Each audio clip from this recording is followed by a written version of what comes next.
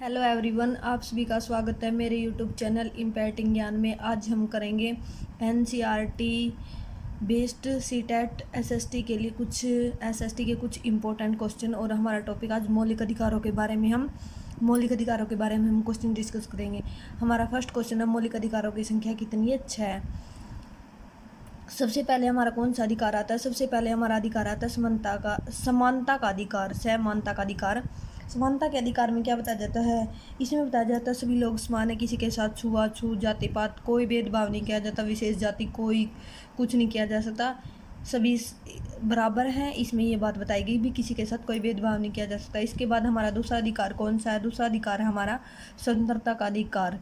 इसमें क्या बताया गया है? इसमें बताया गया है विचार अभिव्यक्ति, हम स्वतंत्र रूप से अपने विचार प्रकट कर सकते हैं, दूसरे के सुन सकते हैं, कोई भी व्यक्ति अपने विचार रख सकता है, किंतु एक लिमिट के हिसाब से भी कोई गलत सलत विचार नहीं रख सकता। इसलिए स्वतंत्रता का सभी को अधिकार है। सभी अपनी मन मर्जी से छोटा बड़ा कार्य कर सकते, रहने सहने की अवस्था, जाने आने जाने की स्वतंत्रता सभी को अपनी। इसमें स्वतंत्रता के अधिकार में शिक्षा के अधिकार को भी जोड़ा गया है। इसमें बताया गया जो 6 से 14 वर्ष के बच्चे उनको निःशुल्क और अनिवार्य शिक्षा मिलती है। ये हमें वर्ष 2002 में जो संविधान के 86वें संशोधन हुआ था उसके द्वारा अनुच्छेद 21A में पता चला था। भी हमें 21A में शिक्षा के अधिकार को मौलिक अधिकारों में जोड़ दिया गया। उसके बाद हमारा नेक्स्ट क्वेश्चन है, तीसरा कौन सा अधिकार है? तीसरा अधिकार हमारा शोषण के विरुद्ध अधिकार। इसमें बताया गया है भी जो कम मजदूरी या खराब स्थिति में किसी को भी मजबूर नहीं किया जा सकता। भी कोई कह दे भी मैं तुझे कम मजदूरी दूंगा, तुझे कार्य करना जरूरी है, यानी कि जबरदस्ती जबरन किसी से कोई कार्य नहीं करवा जाता। शोषण के विरुद्ध अधिकार में ये बातें बताई गई हैं। भी एक लिमिट होती है, भी किसी का शोषण नहीं होना चाहिए।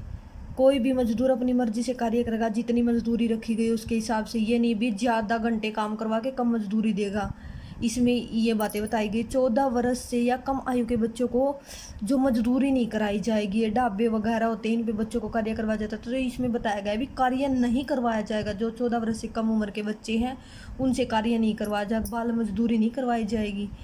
उसके बाद हमारा अगला मौलिक अधिकार कौन सा है? धर्म की स्वतंत्रता का अधिकार। सभी को, जैसे कि भारत धर्मनिरपेक्ष राज्य है, सभी को अपने अपने धर्म के अनुसार अपनी जिंदगी अपना जीवन जीने की स्वतंत्रता है। सभी को धर्म एवं स्वतंत्रता का पूर्ण अधिकार दिया गया है।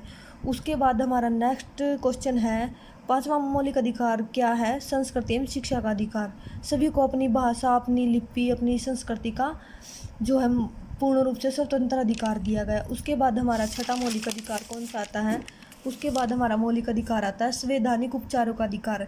संवैधानिक उपचारों का अधिकार, इसमें क्या बताया गया है? अगर कहीं पर जो मौलिक अधिकारों का हनन हो रहा है, अगर कोई मौलिक अधिकारों का हनन कर रहा है तो उच्चतम या उच्च न्यायालयों में मुकदमा करने का अधिकार भी एक मौलिक अधिकार में शामिल किया जाता है। भी हम उच्चतम या जो उच्च न्यायालय उसमें मुकदमा कर सकते हैं, ये भी मौलिक अधिकारों में शामिल किया गया। भी कोई संवैधानिक उपचारों का अधिकार उसका हनन कर रहा है, तो जो मौलिक अधिकारों का हनन कर रहा है तो उसके बारे में हम उच्चतम या उच्च न्यायालय में शिकायत दर्ज कर सकते हैं। उसके बाद जो मौलिक अधिकारों पर रोक कब लगाई जाती है? जब आपातकाल की स्थिति उत्पन्न हो जाती है कि कोई संकट, कोई जो है जैसे युद्ध हो जाता है, आपस में लड़ाई झगड़ा हो जाता है, शस्त्र आक्रमण हो जाते हैं, आक्रमण के समय जो है मौलिक अधिकारों पर रोक लगाई जाती है।